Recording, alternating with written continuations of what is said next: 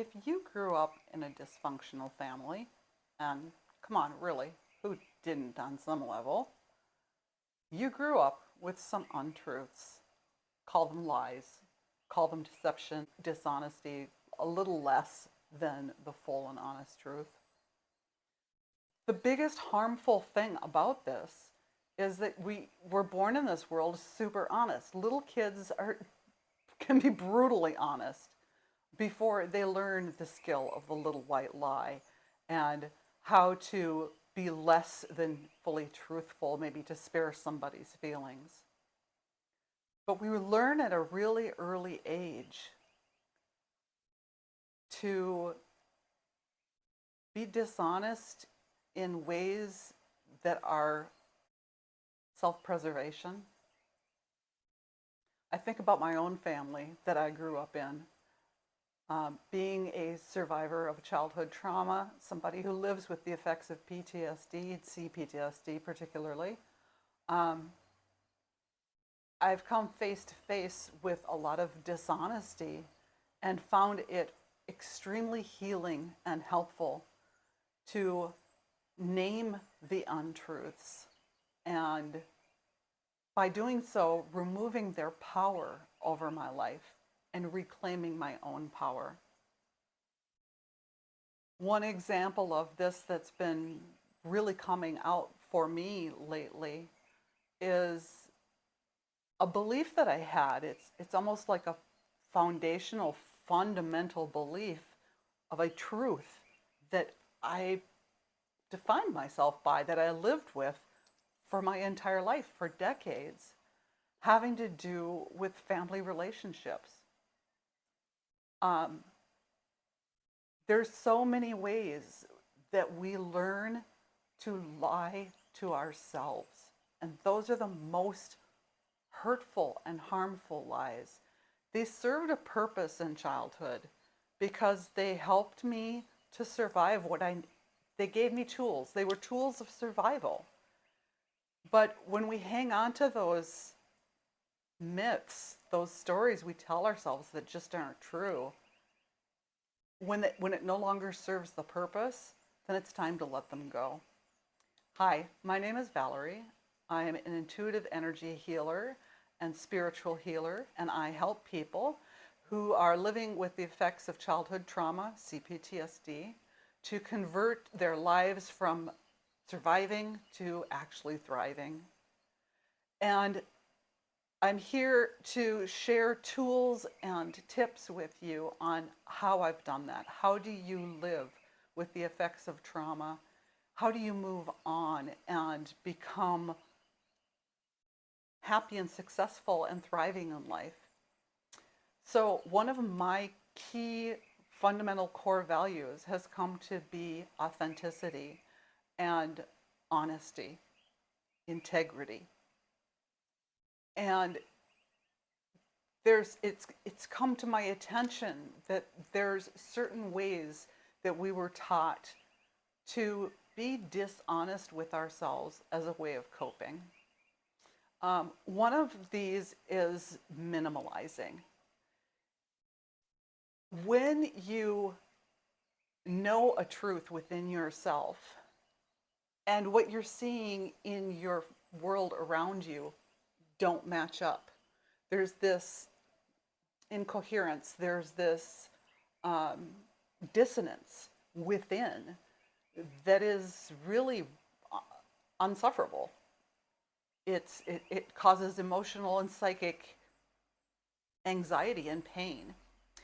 And so we learn early on to tell ourselves these untruths, these ways of trying to reconcile what's happening in the outer world with what we know to be the truth. Minimalizing is one. It's a way of just sort of like making something unimportant. You're seeing it, you're recognizing it, but you're saying, yeah, but it's not that bad. Sure, my dad was mean to me, but it wasn't that bad. He hardly ever left a mark. Or, Oh, my dad was only emotionally abusive. He belittled me. He yelled at me. He didn't validate me and support me, but at least he didn't beat me or rape me. That's minimalizing. It's a way of accepting what is and having to live with it. We tell ourselves these things that we have to tell ourselves to get through it. But it doesn't matter if your trauma is less than someone else's. Trauma is trauma. How is it affecting your life right now? Another type of lie that we learn to tell ourselves is justification or rationalization. We can make excuses, come up with reasons. Most often, very frequently as children, the reasons and the excuses that we make are by taking the blame on ourselves. Sure, my dad was mean to me, but I deserved it. Or he was in a bad mood. Or he was drunk. None of those things, whether they're true or not, are really good reason for ever harming or hurting a child. There's nothing that you ever did where you deserved the bad things that other people perpetrated on you. And the third thing that is really the big one is denial. A good example is my mom. My mom had her own trauma and dysfunctional upbringing. And so when she found herself in a marriage where there was really unspeakable, horrible abuse happening to her daughters, she just didn't see it. And I'm not saying that she saw it and pretended not to. I'm saying literally, psychically, the dissonance in her world had to be so tremendous that she literally could not see what was happening right in front of her face. I'd spent some time recently back in Minnesota, where I'm from. I had some interactions with family that I don't see very often. And it was brought to my attention ways in which I had minimized. For example, in my marriage, it's been over 10 years since I was divorced, and I don't see my ex very often, but we have kids and grandkids in common. And so I had an encounter with him where he was giving the grandkids a ride and I was picking them up. And it came to my attention how much I used to minimize his behavior and rationalize it, because we were married, we had a home together, we had a family together, we had a life together, with kids. And after that long period of time and then re-encountering his behavior was really very startling and remarkable to me. Like, wow, I used to think that talking that way and behaving this way and treating people this way was just not that big a deal. Well, it's, he's just the way he is. It's okay. Wow. This is very, very hurtful. And it took me a couple of days. I'm still kind of dealing with that, or like bringing that reality into my awareness and really fully accepting and living with it. And then saying, wow, that was a coping tool that I used for the entire time that we were together, which was almost 30 years. It was a way that I managed to survive in a really hurtful, harmful situation. Thank God I'm out of that now. And I can thank myself. I can thank this lie, this myth, that it served its purpose, but now it's time to let it go. And I acknowledge the truth and I accept the truth. And there's healing in that. Even more remarkable than that is another encounter that I had was with my sister. I spoke about this in an earlier video, and it's deep. It's really deep. It's really a very fundamental, hurtful truth that's been, I'm still working on processing through and accepting this. And it's the it's a paradigm shifting thing to accept a truth that I've lived my entire life believing this idea that somehow she and I were in it together.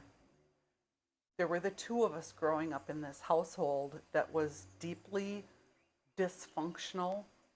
Lots of lies, lots of secrets, lots of abuse, mental, psychological, emotional, physical, sexual, like so many layers, so many lies, so much abuse. But we were in it together and we could always get through it together. And I had an opportunity to test that theory yet again. I called upon her for help. And yet again, she wasn't there for me. And it really triggered my abandonment issues, really brought back the many, many times over our lifetime together, over half a century, of her patting me on the head and saying, oh, she's the older sister, by the way. This sort of attitude and demeanor and behavior of patting me on the head and sending me on my way and saying, sorry, I can't help you. You're okay. It's happened again and again and again. And I realized it's finally time to acknowledge and realizing, like really taking into it and embodying this truth that she was never there for me. We were never twins. We were never in it together. It was a truth that I chose to accept that she gave to me, that were hollow words, that were not backed up by her actions.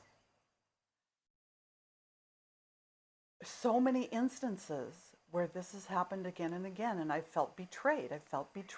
Well, at some point I have to say, hey, I don't believe it anymore. And I know that as I look back and I go over things again from our childhood, she was never really there. She, being the oldest child, took many opportunities to save herself and to get out. She divorced herself from our family of origin at a very early age. She was started in elementary school, staying after school for activities and friends and social events, and not coming home, and left home early. And really, and I don't blame her, right? I can see where it makes sense.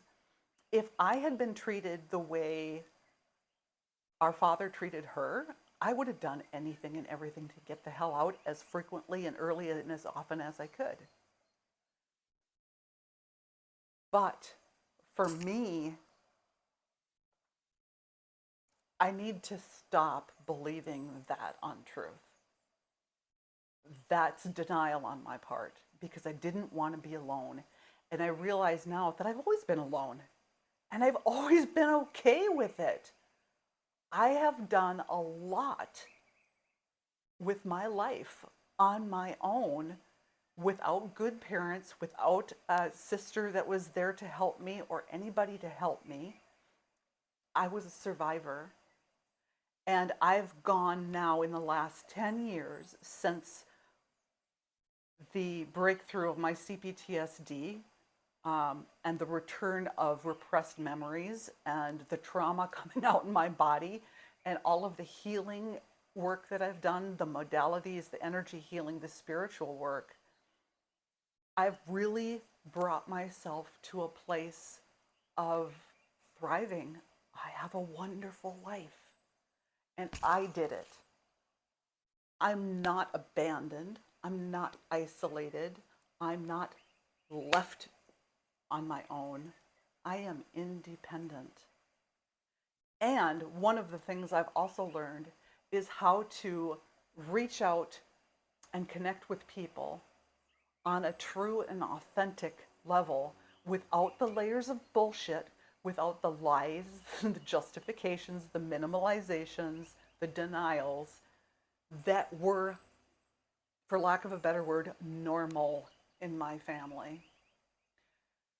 And the more I strip away these untruths, the more I get rid of these false beliefs, the more my spirit expands, the more my gifts that I can bring to the world are released and opened to share. So, wow, that went really deep, a little bit further maybe than I had intended. But I hope that you found this valuable. I know that there's many people that I've worked with, people in my healing work, people in my spiritual community. We have this background that is, less than perfect. And we feel like we have to be perfect. There is no perfect. There's only authentic. And it's the authentic you that embraces your truth, your reality with your gifts and your powers as a survivor that bring you into thriving. That's who we were born to be. That's who you were born to be. And that is who you can be. Anyhow, I've said enough, probably too much, but that's all I have for this week. As always, if you enjoyed this video, if you've got anything useful out of it, or if you have questions or comments, please leave them down below in the comments section. I'll also put a link to my website if you're interested in learning more about energy healing or how you can convert from surviving to thriving. It's all there, and I will see you in the next video next week. Peace.